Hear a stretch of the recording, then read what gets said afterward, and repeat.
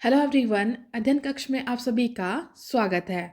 आज की इस वीडियो में हम बात करेंगे मेथड्स ऑफ साइकोलॉजी की।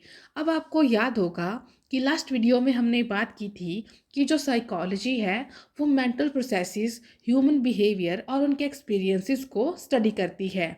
और इन्हें स्टडी करने के लिए इसमें कुछ मेथड्स का इस्तेमाल किया जाता है जिसके थ्रू डाटा को कलेक्ट किया जाता है। अब जो साइकोलॉजिस्ट हैं यानी कि जो मनोवैज्ञानिक हैं वो बहुत से मेथड का इस्तेमाल करते हैं, जैसे कि आपका ऑब्जर्वेशन मेथड हो गया, एक्सपेरिमेंटल मेथड हो गया, सर्वे या फिर केस स्टडी हो गया, जिसके थ्रू की वो डाटा को कलेक्ट करते हैं। इस वीडियो में हम सिर्फ उन्हीं मेथड यानी उन्हीं विधियों की बात करेंगे जो कि आपके एग्जाम पॉइंट ऑफ व्यू से इम्पॉर्टेंट है। इस वीडियो में हम जिन मेथड की बात करेंगे वो है इंट्रोस्पेक्शन मेथड यानी कि अंतर्दर्शन विधि, ऑब्जर्वेशन मेथड यानी कि निरीक्षण विधि, एक्सपेरिमेंटल मेथड यानी कि प्रयोगात्मक विधि और क्लिनिकल मेथड यानी कि उपचारात्मक विधि। तो चलिए अब हम वन बाय वन हर एक मेथड के बारे में जान लेते हैं। सबसे पहले हम बात करेंगे इंट्रोस्पेक्शन मेथड की यानी अंतर्दर्शन विधि की। जो इंट्रोस्पेक्शन मेथड है यह साइकोलॉजी का सबसे पुराना मेथड है। मतलब कि साइकोलॉजी में जो सबसे पहले मेथड यूज़ किया गया था वो था आपका इंट्रोस्पेक्शन मेथड। तो यहाँ से क्वेश्चन पूछा जाता है कि what is oldest method of psychology. तो जो ओल्डेस्ट मेथड है वो कौन है, वो है आपका इंट्रोस्पेक्शन यानी कि अंतर्दर्शन विधि। इसी के साथ ये जो मेथड है इसे ईबी टिचनर के द्वारा दिया गया है। जो इंट्रोस्पेक्शन है इसके बारे में हम पहले भी बात कर चुके हैं कि इसका मतलब होता है अपने अंदर झांक कर देखना। तो हम कह सकते हैं कि ये कैसा मेथड है, ये सेल्फ ऑब्जर्वेशन का मेथड है। मतलब कि इसके द्वारा हम क्या कर सकते हैं, खुद को ऑब्जर्व कर सकते हैं, खुद के बारे में हम जान सकते हैं। ये एक ऐसा मेथड है जहाँ पे क्या है, जो इंडिविजुअल है वो अपने अंदर देखता है, खुद को ऑब्जर्व करता है और अपने बिहेवियर के बारे में वो बहुत सी चीज़ों के बारे में जानता है। यहाँ पर जो बात इम्पॉर्टेंट है वो ये है कि यहाँ पर जो सब्जेक्ट होता है और जो इन्विजिलेटर है वो दोनों एक ही पर्सन होते हैं। इस पॉइंट को आप नोट डाउन कर लीजिए क्योंकि एग्ज़ाम में ये डायरेक्टली पूछा जाता है। नेक्स्ट अब हम बात करेंगे ऑब्जर्वेशन मेथड की यानी निरीक्षण विधि की। तो सबसे पहले आपको पता होना चाहिए कि ऑब्जर्वेशन क्या होती है और ऑब्जर्वेशन करने का क्या अर्थ है। तो जो ऑब्जर्वेशन है, ऑब्जर्वेशन करने से हमारा मतलब है किसी चीज़ को नोटिस करना। मतलब कि जब भी हम किसी चीज़ को ऑब्जर्व करते हैं तो उसका मतलब है कि हम उस चीज़ को नोटिस कर रहे हैं। अब डेली लाइफ में हम बहुत सारी चीज़ों को ऑब्जर्व करते हैं, उन्हें देखते हैं। अब कई बार ऐसा होता है कि हम चीज़ों को देखते हैं लेकिन उन्हें नोटिस नहीं करते। फॉर एग्ज़ाम्पल, अब आप सभी सुबह से शाम तक बहुत सारी चीज़ों को देखते हो, लेकिन ज़रूरी नहीं है कि आपने जो भी चीज़ देखी आपने उन्हें नोटिस किया हो। बहुत बार ऐसा होता है कि हम ध्यान भी नहीं देते कि हमने क्या देखा और हम क्या देख रहे हैं। तो इसका अर्थ है कि हम सिर्फ कुछ ही चीज़ों को नोटिस करते हैं। और जब भी हम किसी चीज़ को नोटिस करते हैं तो उसका मतलब क्या है, हम उस चीज़ को क्या है, ऑब्जर्व कर रहे हैं। तो यहाँ से एक बात क्लियर हो जाती है कि ज़रूरी नहीं है कि यदि हम किसी चीज़ को देख रहे हैं तो हम उस चीज़ को नोटिस भी कर रहे हो। क्योंकि बहुत बार क्या होता है कि हम सिर्फ चीज़ों को देखते हैं, उन्हें ऑब्जर्व नहीं करते हैं। तो जो ऑब्जर्वेशन है इसके थ्रू हम ह्यूमन बिहेवियर को अच्छे से एनालाइज कर सकते हैं और उसे डिस्क्राइब कर सकते हैं। आपने बहुत बार ये चीज़ एक्सपीरियंस की होगी कि जब भी हम किसी व्यक्ति को ऑब्जर्व करते हैं, उसे नोटिस करते हैं, तो तब हमें उनके बारे में काफ़ी चीज़ें पता लगती है। जैसे कि उनका बिहेवियर कैसा है, वो कब कैसे रिएक्ट करते हैं, उनकी पर्सनैलिटी कैसी है। तो ऐसी हमें काफ़ी चीज़ें उनके बारे में जानने को मिलती है। तो जो ऑब्जर्वेशन मेथड है इसमें क्या होता है कि हम जो सब्जेक्ट होता है जिसे कि हम ऑब्जर्व कर रहे होते हैं, हम उसे देखते हैं, उसे नोटिस करते हैं, उसे ऑब्जर्व करते हैं और फिर क्या करते हैं, उसके बिहेवियर को रिकॉर्ड करते हैं और फिर उसे एनालाइज करते हैं। इससे क्या होता है, इससे हमें उनके व्यवहार के बारे में, उनकी पर्सनैलिटी के बारे में बहुत सारी जानकारी प्राप्त होती है जिससे कि हम उनके बारे में जान सकते हैं। तो मतलब कि ऑब्जर्वेशन में हम क्या करते हैं, ऑब्जर्वेशन में हम सब्जेक्ट के बिहेवियर को ऑब्जर्व करते हैं, उसे नोटिस करते हैं। इसी के साथ एक और इम्पॉर्टेंट पॉइंट है कि जो आपका ऑब्जर्वेशन मेथड है, इसे वॉटसन के द्वारा दिया गया है। ये जो ऑब्जर्वेशन मेथड है, ये वहाँ पर काफ़ी ज़्यादा हेल्पफुल होता है जहाँ पर कि एक्सपेरिमेंट कंडक्ट नहीं करवाए जा सकते।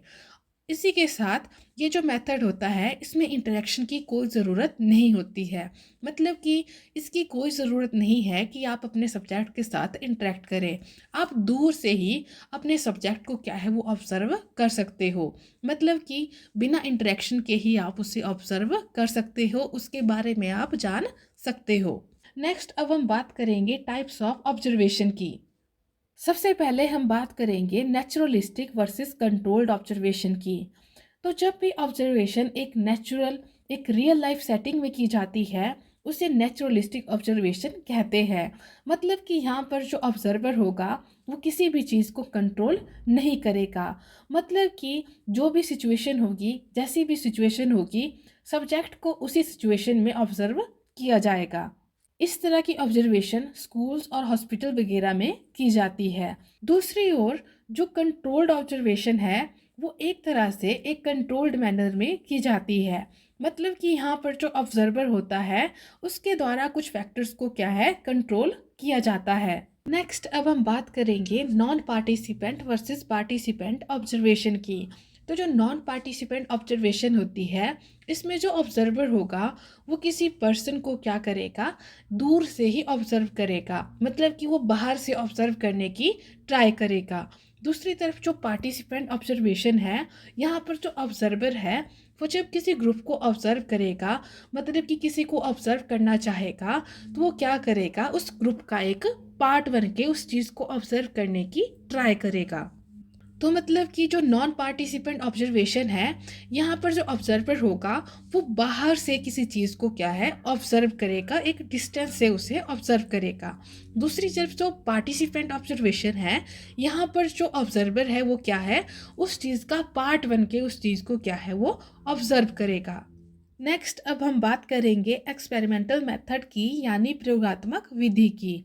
यह जो मेथड है, यह कंट्रोल्ड रिसर्च मेथड पर रिलाय करता है और इसे विलियम वुंड के द्वारा दिया गया है।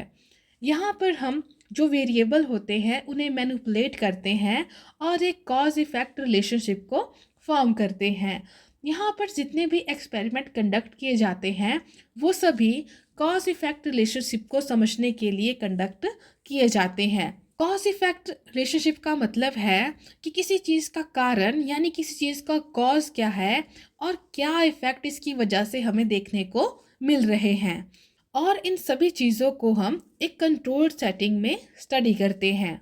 कंट्रोल सेटिंग का मतलब है कि यहाँ पर जो सिचुएशन है, जो फैक्टर है, वो क्या है कंट्रोल किए जा रहे हैं। मतलब कि उनमें हम चेंज ला सकते हैं अपने अकॉर्डिंग। ठीक है, जैसे कि लैब में हम कोई एक्सपेरिमेंट करते हैं, तो वहाँ पर हम क्या करते हैं, चीज़ों को कंट्रोल करते हैं। तो यहाँ पर ये जो भी चीज़ें हैं, ये क्या है एक कंट्रोल सेटिंग में की जाती है।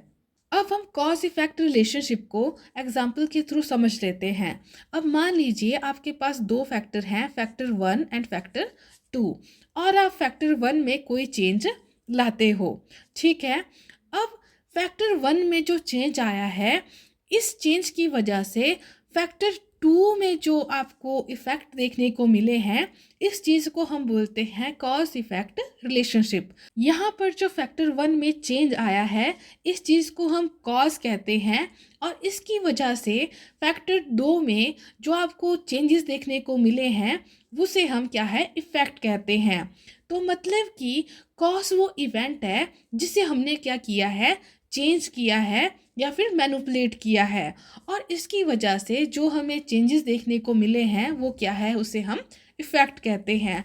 तो यहाँ पर हमने जो फैक्टर 1 में चेंज किए हैं वो आपके क्या है कॉज है, और उसकी वजह से जो हमें क्या है चेंजेस देखने को मिले हैं फैक्टर 2 में, वो क्या है आपके इफ़ेक्ट है। तो आई होप कि आपको यहाँ से कॉज इफेक्ट रिलेशनशिप क्लियर हो गया होगा कि कॉज इफेक्ट रिलेशनशिप क्या है। और आपको ये याद रखना है कि जो कॉज इफेक्ट रिलेशनशिप है वो कहाँ होते हैं, वो आपके एक्सपेरिमेंटल मेथड में होते हैं, क्योंकि यहाँ से डायरेक्ट क्वेश्चन पूछा जाता है। तो जो एक्सपेरिमेंटल मेथड है इसमें हम क्या करते हैं, ह्यूमन बिहेवियर को एक्सपेरिमेंट के थ्रू स्टडी करते हैं। मतलब कि ये ह्यूमन बिहेवियर को जानने का एक साइंटिफिक तरीका है। यहाँ पर हम क्या करेंगे, सब्जेक्ट पर एक्सपेरिमेंट करेंगे और फिर उसके बारे में हम जानने की कोशिश करेंगे। फॉर एग्ज़ाम्पल, यदि किसी व्यक्ति को क्या है, डॉग से डर लगता है, तो आप क्या करोगे, उसे डॉग से मिलाने लेके जाओगे और उसके बिहेवियर को क्या है वो देखोगे कि उसका बिहेवियर वहाँ पे कैसा है, मतलब कि उसे एनालाइज करोगे। नेक्स्ट अब हम बात करते हैं क्लिनिकल मेथड की, यानी उपचारात्मक विधि की। जो क्लिनिकल मेथड है इसे लाइटनर विटमर के द्वारा दिया गया है। इसमें हम सबसे पहले जो इंडिविजुअल यानी कि जो सब्जेक्ट होता है उसके बिहेवियर रिलेटेड प्रॉब्लम्स का पता लगाया जाता है और फिर उसके हिसाब से उसे ट्रीटमेंट दी जाती है। मतलब कि इसमें हम सबसे पहले प्रॉब्लम्स को डायग्नोज करते हैं और फिर उसके हिसाब से उसे ट्रीट करते हैं। इसमें जो सब्जेक्ट होता है उसके जो मेडिकल रिकॉर्ड्स यानी कि जो उसके मेडिकल चेकअप की हिस्ट्री होती है, उसकी जो केस हिस्ट्री होती है, इससे काफ़ी हेल्प मिलती है ताकि उसे अच्छे से ट्रीट किया जा सके। तो यहाँ पर जो सब्जेक्ट रिलेटेड जो डेटा होता है उसे case history, interviews, psychological test के थ्रू कलेक्ट किया जाता है। अब हम जल्दी से इन सभी मेथड को रिवाइज कर लेते हैं। तो सबसे पहले हमने बात की इंट्रोस्पेक्शन मेथड की। जो इंट्रोस्पेक्शन है इसका मतलब क्या होता है, इसका मतलब होता है अपने अंदर झांक के देखना, और ये साइकोलॉजी में यूज़ होने वाला सबसे पुराना मेथड है। इसके बाद हमने बात की ऑब्जर्वेशन मेथड की। जो ऑब्जर्वेशन मेथड है इसमें हम क्या करते हैं, सब्जेक्ट को ऑब्जर्व करते हैं, उसे नोटिस करते हैं और फिर उनके बिहेवियर को रिकॉर्ड करते हैं, एनालाइज करते हैं और उनके बिहेवियर और पर्सनैलिटी के बारे में जानने की कोशिश करते हैं। इसके बाद हमने बात की एक्सपेरिमेंटल मेथड की, जिसमें हम क्या करते हैं, बहुत से एक्सपेरिमेंट कंडक्ट कराते हैं और एक कॉज एंड इफेक्ट रिलेशनशिप को एस्टेब्लिश करते हैं, उसे समझने की ट्राई करते हैं।